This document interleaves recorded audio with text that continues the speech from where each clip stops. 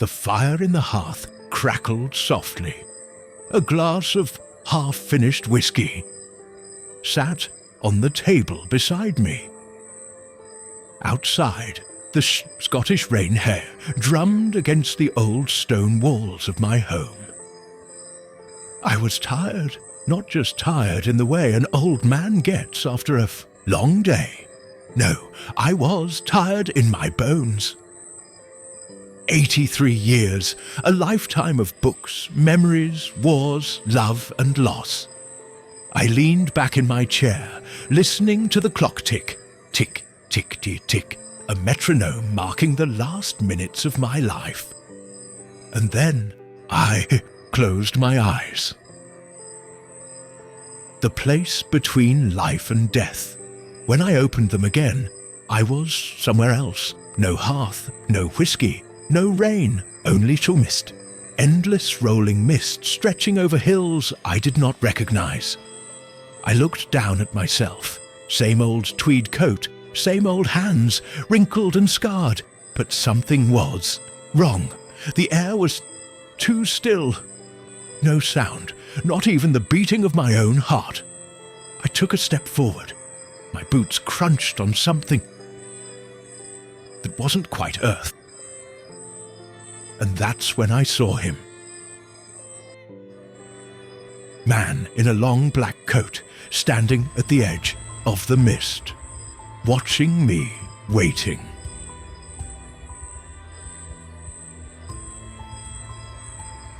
The man at the end of time. He did not speak at first, neither did I. I knew what this was. I had read too many books, studied too many myths, to not recognize death when he stood before me. Tall, gaunt, his face like a shadow in the fog. "You took your time," I muttered. His lips curled in the faintest hint of a smile. Time is an illusion here. His voice was like the turning of old pages. Calm, measured, I exhaled. "So this is it then?" I asked. "No." That made me pause. "What do you mean, no?" Death tilted his head. "You are not meant to be here, Arthur Montgomery. Not yet." My brow furrowed. "But I died." "Not quite." The mist swirled around him. "You are in between." "Between what?" "Between everything."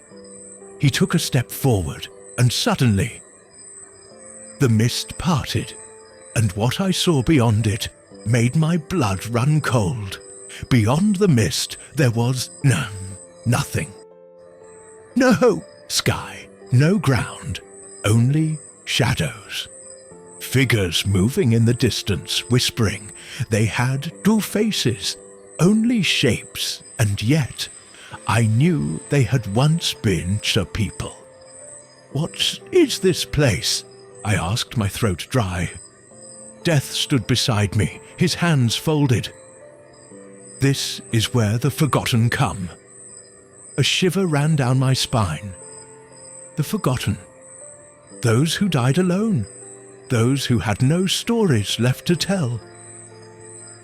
The shadows stirred. Whispers rose in the air, like the fluttering of old parchment. One of them turned toward me, a hunched figure in cheetah, tattered clothes. He reached out a hand.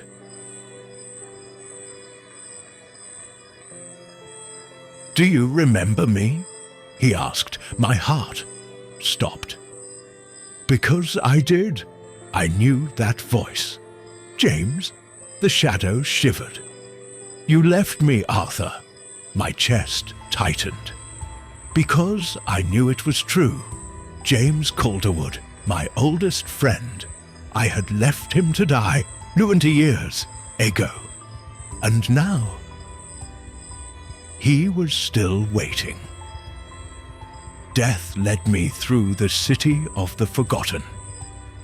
Ruins of old castles, streets made of crumbling books, a sky filled with unwritten words.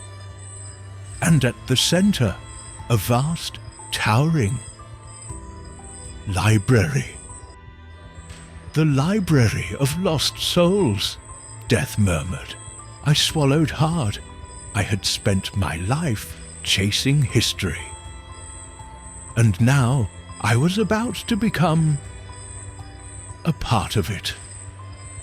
You must be judged. While Death's words echoed through the halls of the library, I stood before a great stone tribunal. Figures from my past rose from the shadows.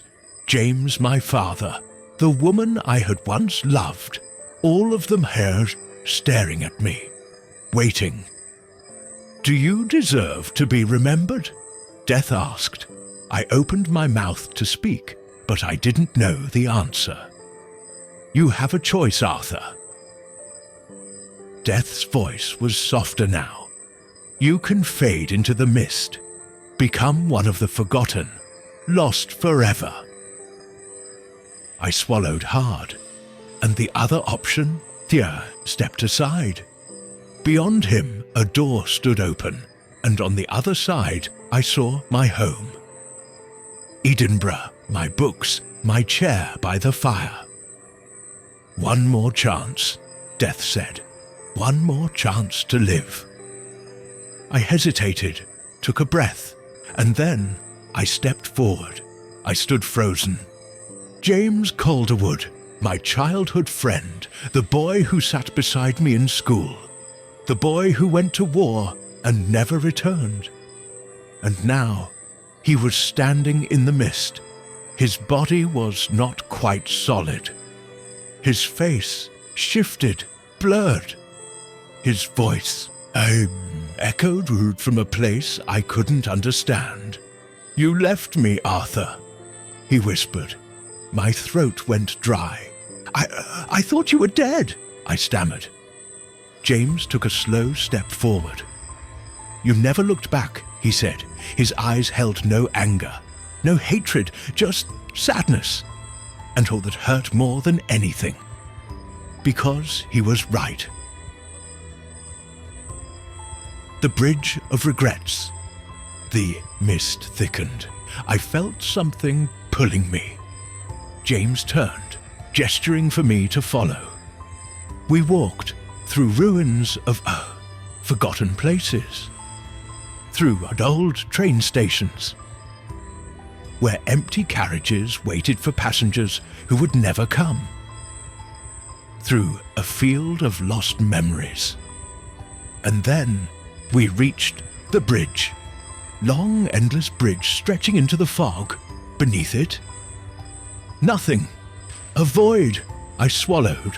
Where does it lead? I asked. James smiled sadly. To the place where memories die. I shivered. Then why are we here? He looked at me. Because you have to face what you've forgotten. And then the bridge began to shift. And I saw my past. I stood in a vast, endless hall of stone. Tall pillars of black marble rose into the sky. Torches burned with hoo-ha. And before me, a great tribunal.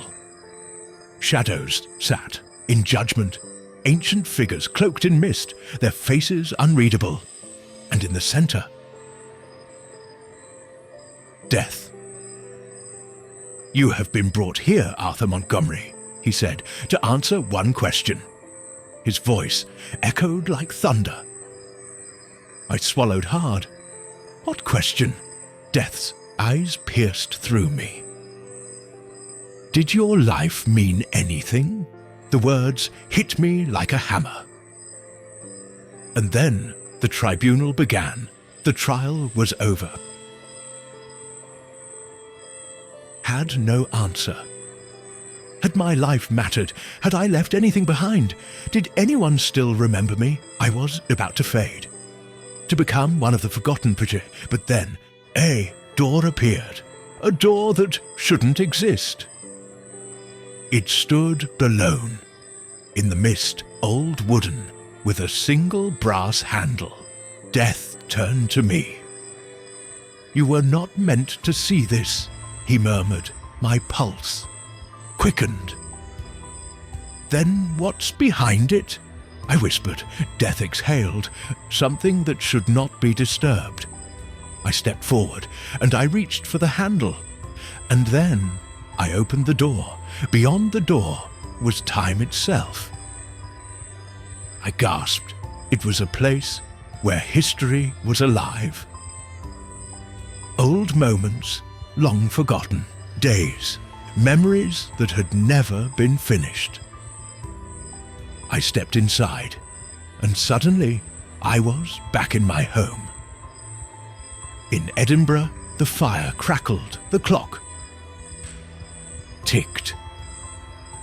And across the room, my dear younger self sat in his chair, writing. I inhaled sharply. This was my last chance, my final moment, the one choice that would determine everything. Did I stay or did I return? The clock stopped ticking. And I whispered, I know my answer.